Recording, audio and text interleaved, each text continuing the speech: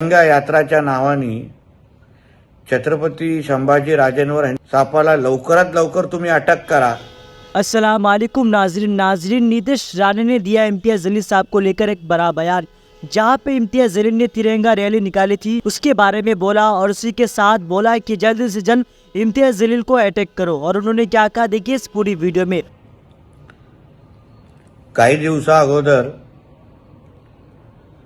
त्या रजाकारी पिल्लावळांनी तिरंगा यात्रा काढली छत्रपती संभाजीनगर ते ठाण्यापर्यंत। एका हातात तिरंगा धरायचा आणि दुसऱ्या हातातून आमच्या दैवत छत्रपती संभाजी राजेंचे द्वेष करायचा। हे औरंग्याच्या पिल्लावळच करू शकतात। आमच्या छत्रपती संभाजी राजेंनी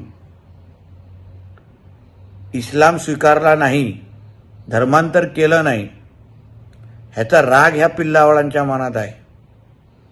आणि म्हणूनच तिरंगा यात्राच्या नावाने छत्रपती संभाजी राजेंवर ह्यांचा द्वेष हे ह्या निमित्ताने दिसून आला।